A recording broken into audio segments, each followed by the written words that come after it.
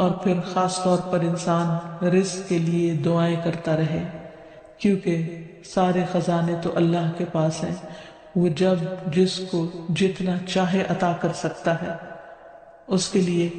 نبی صلی اللہ علیہ وسلم کی سکھائی ہوئی مسنون دعائیں بہت ہی بہترین ہیں۔ نبی صلی اللہ علیہ وسلم ہر روز صبح فجر کی نماز کے بعد یہ دعا پڑھتے تھے، اللہم انی اسألک علما نافعا ورزقا طیبا وعملا متقبلا۔ اے اللہ، میں تجھ سے علم نافع، طیب رزق یعنی پاکیزہ رزق اور مقبول عمل کا سوال کرتا ہوں، یعنی ایسے عمل کی توفیق دے جو تیرے ہاں قبول ہو جائے، تجھے پسند آ جائے۔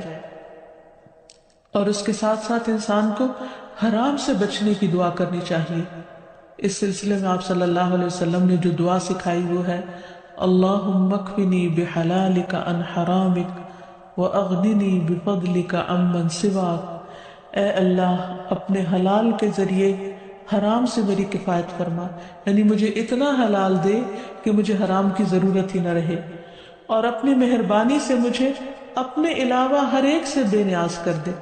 یعنی مجھے انسانوں کا محتاج نہ کر، کسی اور کا محتاج نہ کر، صرف اپنے خزانوں سے عطا فرما۔ پھر اسی طرح خاص طور پر بڑھاپے کی زندگی کے لیے وسعت رزق کی دعا کرنی چاہیے، کیونکہ جب انسان بوڑھا ہو جاتا ہے تو اس کے اعضاء کمزور ہو جاتے ہیں، وہ اپنے لیے خود کچھ کمائی نہیں کر سکتا، وہ دوسروں پر ڈیپینڈنٹ ہو جاتا ہے، تو اس وقت وسیع رزق کی دعا سکھائی گئی۔ فرمایا، اللہم اجعل اوسع رزقک علی عند کبر سنی وانقطاع عمری۔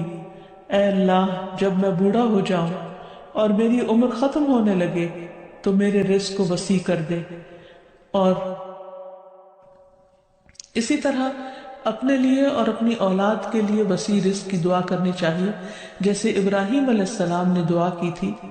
ربنا انی اسکنت من ذریتی بواد غیر ذی زرع عند بیتک المحرم ربنا لیقیموا الصلاة فاجعل افئدة من الناس تہوی الیہم وارزقہم من الثمرات لعلہم یشکرون۔ اے ہمارے رب، بے شک میں نے اپنی کچھ اولاد کو اس وادی میں آباد کیا جو کسی کھیتی والی نہیں، تیری حرمت والے گھر کے پاس، اے ہمارے رب، تاکہ وہ نماز قائم کریں۔ سو کچھ لوگوں کے دل ایسے کر دے کہ ان کی طرف مائل رہیں، اور انہیں پھلوں سے رزق عطا کر تاکہ وہ شکر ادا کریں۔ تو اس میں ہم دیکھتے ہیں کہ ابراہیم علیہ السلام اپنے بچوں کے لیے روحانی رزق کی دعا بھی کر رہے ہیں، جذباتی محبت کی رزق کی دعا بھی کر رہے ہیں، اور پھر اس کے ساتھ ساتھ جسمانی رزق کی دعا بھی کر رہے ہیں